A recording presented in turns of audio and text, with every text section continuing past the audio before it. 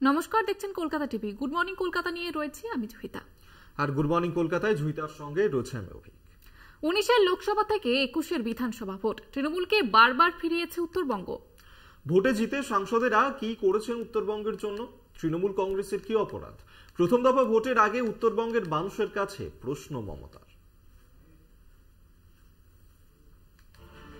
প্রধানমন্ত্রী বাগডোগরা লাগোয়া কাওয়াখালী থেকে শুরু করেন, আর প্রচারের শুরু থেকে মুখ্যমন্ত্রী বারবার উত্তরবঙ্গে। দুই দলের শীর্ষ নেতৃত্ব, দুই প্রতিপক্ষের টার্গেট প্রথম দফার 3 কেন্দ্র কোচবিহার, আলিপুরদুয়ার, জলপাইগুড়ি।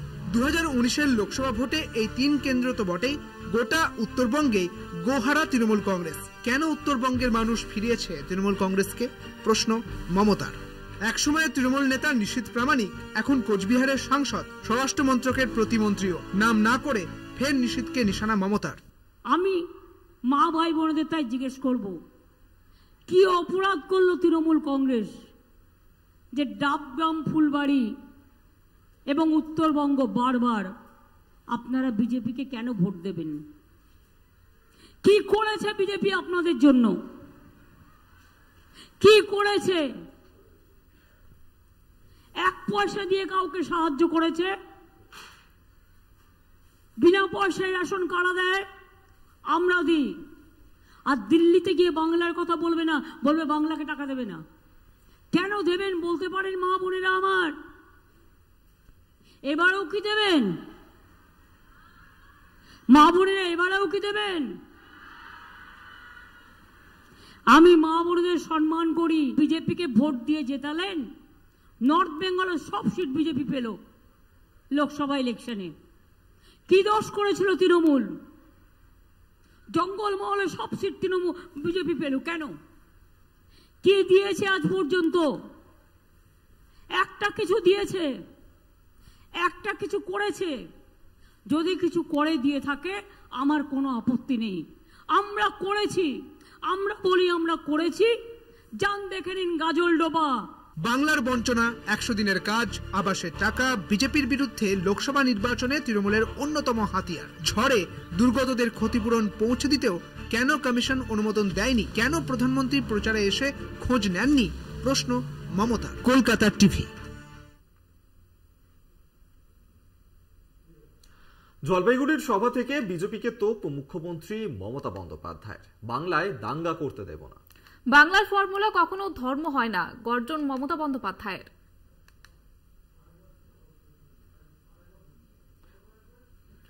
আপনাদেরকে আরো করে জানিয়ে রাখি, যেখানে জলপাইগুড়িতে সভা করেছেন মুখ্যমন্ত্রী এবং সেই সভা থেকেই বিজেপিকে তোপ মুখ্যমন্ত্রী মমতা বন্দ্যোপাধ্যায়ের। এবং তিনি যেমনটা বলেছেন, বাংলায় দাঙ্গা করতে দেব না, দাঙ্গার ফর্মুলা কখনো ধর্ম হয় না, এমনটাই গর্জন দিয়েছেন মমতা বন্দ্যোপাধ্যায়। আপনার উপর চাপিয়ে দেবে একটা ধর্মের নামে কোনো একজনকে, আপনারা সেটা মেনে নেবেন? আমরা কাউকে অসম্মান করি না, কিন্তু এটা হচ্ছে দাঙ্গার ফর্মুলা। সম্মান করতে আমার কোনো অসুবিধে নেই, কিন্তু দাঙ্গা করতে দেব না। দাঙ্গার ফর্মুলা ধর্ম হয় না। দাঙ্গা করবার জন্য ফর্মুলা বাইরে থেকে চাপিয়ে দেবে, হবে না। আমাদের মাটি, আমাদের ভালোবাসার মাটি, আমাদের ফসল, আমাদের ভালোবাসার ফসল, এই জায়গা আমরা কাউকে দখল করতে দেব না। মমতা বন্দ্যোপাধ্যায় আরো বলেছেন, গোটা দেশ বিক্রি করে দিয়েছে বিজেপি, সবচেয়ে বড় চোর গদ্দারবাজ বিজেপিতে রয়েছে। বাংলায় সিপিএম, কংগ্রেস, বিজেপি হাত ধরে লড়াই করছে। ডাবগ্রাম, ফুলবাড়ির জনসভা থেকে তো মুখ্যমন্ত্রীর। 25শে মে মমতার মন্তব্যের জবাব দেবে মেদিনীপুরবাসী, পাল্টা বিরোধী দলনেতা শুভেন্দু অধিকারী। পরশুদিন আমি চালসায় যাচ্ছি, সাহস কত বড় দেখুন। আমি ঈদের মিটিং করে আমি চালসায় ফিরছি, তো আমার গাড়ি যাচ্ছে আর চোর চোর করে চিৎকার করছে। আমি বলি, ওরে পকেট মার। যে পকেট মারি করে সে আগে বাজবার জন্য পকেট মারি করে চিৎকার করে। সবচেয়ে বড় চোর, সবচেয়ে বড় গদ্দার, সবচেয়ে বড় ডাকু, सबसे बड़ा माफिया राज आज कोई चलाते हैं तो बीजेपी चलाता है, हम लोग नहीं। ये बात याद रखना। ওনার ভাষাটা শুনবেন। গদ্দারদের জেলা, মানে উই অল আর গদ্দার।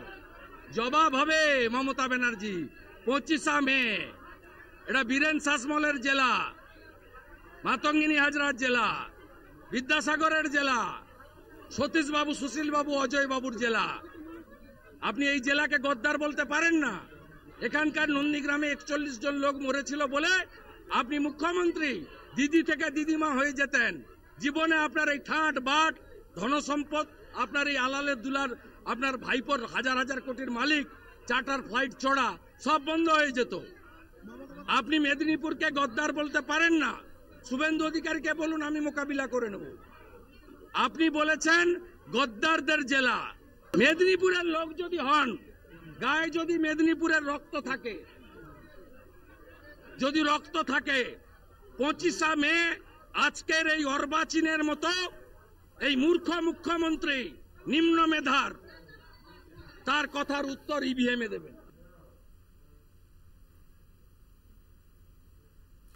তৃণমূল প্রার্থী নির্মল চন্দ্র রায়ের সমর্থনে ডাবগ্রাম ফুলবাড়ির জনসভা থেকে প্রথম থেকেই কেন্দ্রকে নিশানা মুখ্যমন্ত্রীর।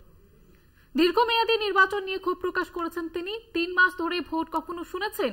5 বছরের সরকার, 3 মাস লোকসভা ভোট, 3 মাস বিধানসভা ভোট, 1 মাস পঞ্চায়েত ভোট, একটা বছর চলে গেল ভোট করতে। তাহলে কাজ কবে হবে? এমনটাই প্রশ্ন করেছেন মুখ্যমন্ত্রী। এছাড়াও মূল্যবৃদ্ধি ইস্যুতেও কেন্দ্রের বিরুদ্ধে তোপ দেখেছেন তিনি।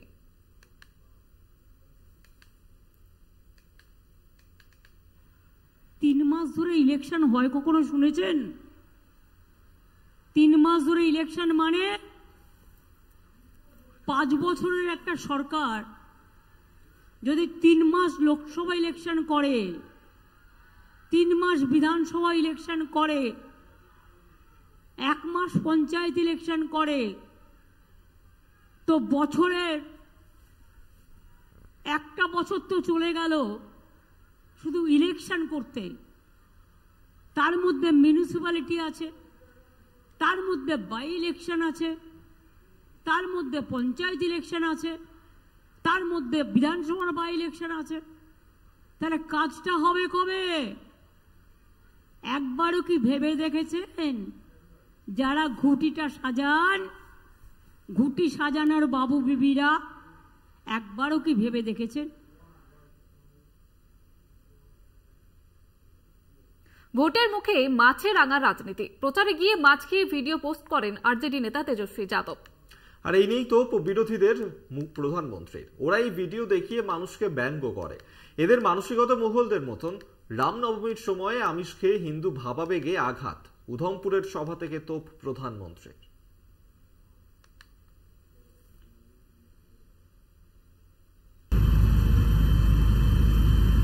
आप सब लोग अभी देख रहे हैं कि हम लोग अभी मुकेश सहनी जी के साथ हैं और पूरा दिन भर हम लोग प्रचार किए हैं और प्रचार करने के बाद हम लोगों को ये 10-15 मिनट मिला है जो हम लोग लंच कर सके।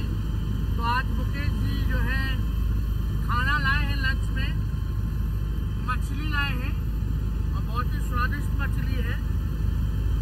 1 कांटे का मछली है, साथ में रोटी है, नमक है, प्याज है और हरी मिर्ची है। तो यही मौका मिलता है जब हम लोग जो है 10-15 मिनट का खाना जो है खा सके और पूरे दिन भर से हम लोग प्रचार में लगे रहते हैं। ये लोग सावन में एक सजायाफ्ता, जो सजा कोर्ट ने जिसको सजा की है, जो जमानत पर है, ऐसे एक मुजरिम के घर जाके सावन के महीने में मटन बनाने का मौज ले रहे हैं। इतना ही नहीं, उसका वीडियो बना करके देश के लोगों को चिढ़ाने का काम करते हैं। सावन के महीने में वीडियो दिखाकर वो मुगल के लोगों के जमाने की जो मानसिकता है ना, उसके द्वारा वो देश के लोगों को चिढ़ाना चाहते हैं और अपनी वोट बैंक पक्की करना चाहते हैं। ये वोट बैंक के लिए ये चिढ़ाना चाहते हैं।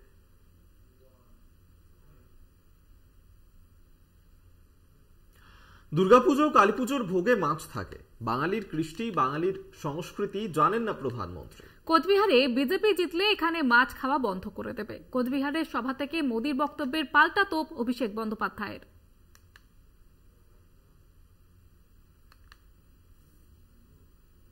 কালকে ভারতবর্ষের প্রধানমন্ত্রী জম্মু কাশ্মীর থেকে সভা করে বলেছে যে যারা মাছ খায় তারা হিন্দু বিরোধী, তারা হচ্ছে মুঘল।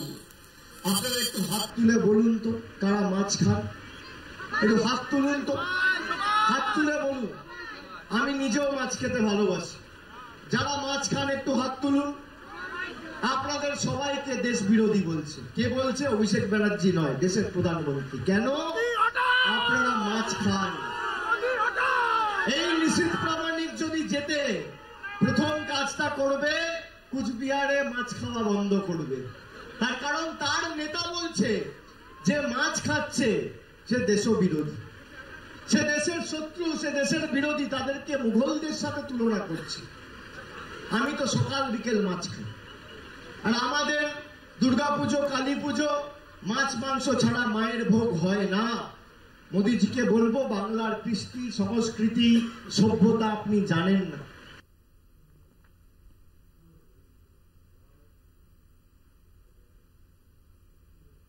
আর এই মোদীর মাছ মন্তব্য নিয়ে রাজনীতিতে নতুন করে বিতর্কের ঝড় শুরু হয়ে গেছে। শুধু তৃণমূলই নয়, মোদীর বক্তব্যের বিরোধিতা করে সরব বিরোধী দলগুলিও। সোশ্যাল মিডিয়ায় পোস্ট করে চড়া সুর মহুয়া মৈত্রের। বিজেপি সরকারকে রক্তচোষা বলে তোপ মহুয়ার। শ্রাবণ মাসে অনেকে মাংসও খায়, পোস্ট মহুয়ার।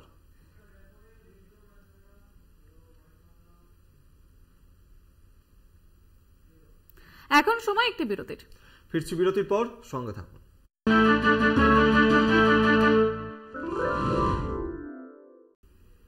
ফিরে এলাম বিরতির পর। এবার যে খবরের দিকে নজর রাখবো, বহরমপুরে কংগ্রেসের প্রচারে গো ব্যাক স্লোগান অধীর চৌধুরীকে। তৃণমূল আশ্রিত দুষ্কৃতীরা গো ব্যাক স্লোগান দিয়েছে বলে দাবি অধীরের। স্লোগান শুনে মেজাজ হারিয়ে একজনকে অধীর চৌধুরী ধাক্কাও দেন বলে অভিযোগ।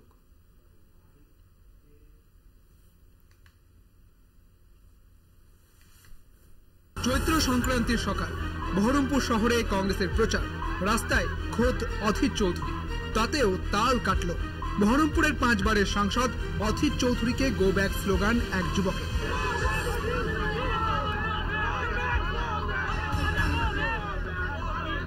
মেজাজ হারিয়ে ওই যুবককে অধীর ধাক্কা দেন।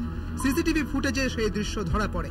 জবাবে কি বলছেন বহরমপুরের ডাপুটে কংগ্রেস নেতা? বাড়ি ফিরে যাচ্ছি হঠাৎ করে গঙ্গার ধার থেকে, এই হঠাৎ করে চিৎকার গো ব্যাক গো ব্যাক, তার সঙ্গে কতগুলো গালাগালি। আমি বিরক্ত নামলাম, কি ভাই কি বলছো বলো, নির্বাচন করা তোমাদের অধিকার আছে, আমাদের অধিকার কি পাগলামি হচ্ছে এগুলো? কি বলছো বলো? আপনি 5 বছর কিছু করেননি, তাহলে বস 5 বছর কি বলছে তোমরা বুঝাচ্ছেন। একবারে চুল্লু খেয়ে উল্লু হয়ে পরিষ্কার পরিচ্ছন্ন হবে তৃণমূল নেতাদের নির্দেশে, আদেশে বাধা দেওয়া এবং বাধা দেওয়ার মধ্যে দিয়ে বার্তা দেওয়া। অধীর চৌধুরী যে সাধারণ মানুষকে চড় মেরেছেন প্রচারে বেরিয়ে, এটাতেই বোঝা যাচ্ছে তিনি কতখানি অসহায় বোধ করছেন এবং কতখানি অপ্রাসঙ্গিক হয়ে উঠেছেন নিজের জায়গাতেই। কারণ কংগ্রেস পার্টির মধ্যেও দেখুন, তিনি বিরোধী দলনেতা লোকসভায় থাকাকালীনও ব্লেসিংস পাচ্ছেন মোদির কাছ থেকে। মানুষ গো ব্যাক বলছে, তাকে প্রশ্ন করছে 5 বছর 10 বছর 15 বছর ধরে কি বহরমপুরের জন্য হয়েছে, সে প্রশ্নের সম্মুখীন হতে হবে তাকে, এবং তার জন্য তিনি মেজাজ হারিয়ে ফেলছেন। এই ঘটনার পর পাল্টা বিক্ষোভ দেখায় তৃণমূল। তাদের দাবি, এতদিন এলাকায় কোনো কাজ করেননি অধীর, তার জেরেই প্রচারে বেরিয়ে মেজাজ হারিয়েছেন কংগ্রেস প্রার্থী। অধীর রঞ্জন চৌধুরী মাননীয় সাংসদ, আমাদের কাছে সিসিটিভি ফুটে গেছে, আমার কলার চিপে ধরে আমাকে 2-3টে চড় মেরেছে। তৃণমূলের দাবি, বিনা প্ররোচনায় ওই যুবককে আক্রমণ করেছেন অধীর চৌধুরী। বহরমপুরের মধ্যে আপনি যেভাবে সন্ত্রাস তৈরি করছেন তার দুটো উদ্দেশ্য। একটা হচ্ছে থ্রেট পারসেপশন তৈরি করে ভোটটাকে সংগ্রহ করা, অন্যদিকে বহরমপুরে ব্যবসাদারদের ওপর এই থ্রেট পারসেপশন তৈরি করে কিছু ওর জেলা চামুন্ডা আছে পয়সা কালেকশন করা। দিয়ে পরে হেরে গিয়ে অন্য পার্টিতে ডিগবাজি মারা, যেটা ওর আগে আরএসপি করতো, নকশাল করতো, রামবাবু ফরওয়ার্ড ব্লক করতো, এটা ওর রক্তের চরিত্রের মধ্যে আছে। আপনারা কি নির্বাচন কমিশনকে অভিযোগ করছেন? হ্যাঁ, ডেফিনেটলি অভিযোগ করেছি। এলাকাবাসীর দাবি, নিরাপত্তা রক্ষী নিয়ে ঘুরে এলাকায় সন্ত্রাস তৈরির চেষ্টা করছেন অধীর চৌধুরী। বহরমপুর থেকে কল্যাণ চন্দ্রের রিপোর্ট, কলকাতা টিভি।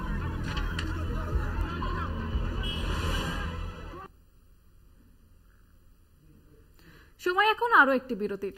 ফিরছি বিরতির পর, সঙ্গে থাকো।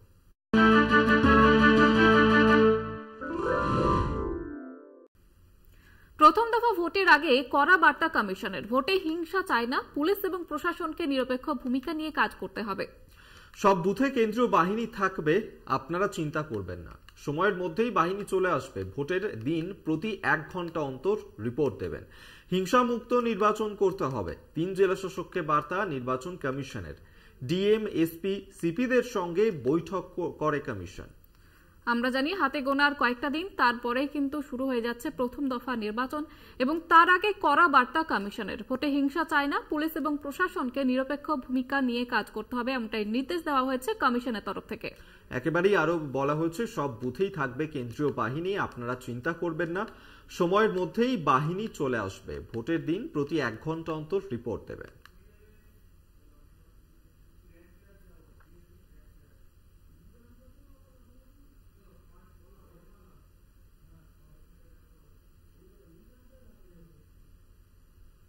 জমি দখলকে কেন্দ্র করে রণক্ষেত্র বসিরহাটের হারোয়ার শালিপুর। জমি বিবাদের জেরে প্রাণ গেল একজনের, জখম 10 জনেরও বেশি। এলাকায় শান্তি বজায় রাখতে মোতায়েন করা হয়েছে পুলিশ পিকেট।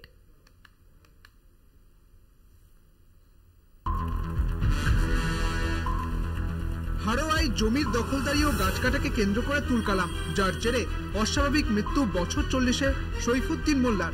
অভিযোগ, তাঁকে পিটিয়ে খুন করা হয়েছে। খুনের ঘটনায় কাঠগড়ায় 2 পরিবার, রুহুল আমিন মোল্লা ও সাদেক মোল্লা। সাদেক মোল্লার পরিবার গাছ কাটতে গেলে বাধা দেয় রুহুল আমিনের পরিবার।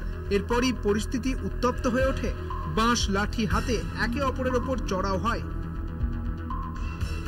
ওই জমি জায়গা নিয়ে ঝামেলা হচ্ছিল, হতে হতে ওই মারপিট হলো। মারপিট হয়ে এইসব হলো। হ্যাঁ, গাছ কাটা নিয়ে, গাছ কাটা মানা করেছিল, কাল পুলিশ গিয়ে মানা করেছে, শুনিনি তো। না শোনা দিয়েছে, তারা ওরা জোর করে ঘুরি তুলেছে, তুলে নিয়ে মারপিট হয়েছে। সেই গাছের প্রথম দিন থানা সব গাছ কেটে দিয়েছে, থানা যে বারণ করে এসছে, কাবাডি খেয়েছে, বলেছে যে 15-টা ছাড়া কোনো গাছে কোনো জিনিস আর থাকবে না। আবার ফের আজকেরও ওরা সেই গাছ কেটে তুলে গেছে। আমরা বাধা দিতে বারণ করতে গেলে সব মারধর করেছে। পরিস্থিতি সামাল দিতে এলাকায় পৌঁছায় পুলিশ বাহিনী। গোলমাল পাকানোর দায়ে 9 জনকে আটক করেছে পুলিশ। ঘটনাস্থলে পৌঁছায় হারোয়ার বিডিও অতনু ঘোষ। কোনো কিছু না নিয়ে ওখানে যাই, তো যাওয়ার পরেই ওরা শুরু করে দেয় দৈনিকভাবে। আজ থেকে না, আপনাদের জমির উপরে গাছ কাটছিল, আপনারা প্রতিবাদ করেছিলেন? এলাকার মানুষের দাবি, জমি নিয়ে বিবাদের সূত্রপাত 1 বছর আগে। গত কয়েক মাস ধরে 2 পরিবারের মধ্যে গন্ডগোল, মারামারি লেগেই থাকত। বসিরহাট থেকে সঞ্জিত চক্রবর্তীর রিপোর্ট, কলকাতা টিভি।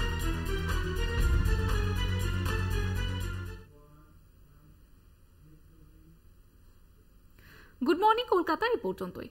দেখতে থাকুন কলকাতা টিভি, রাত দিন 7 দিন।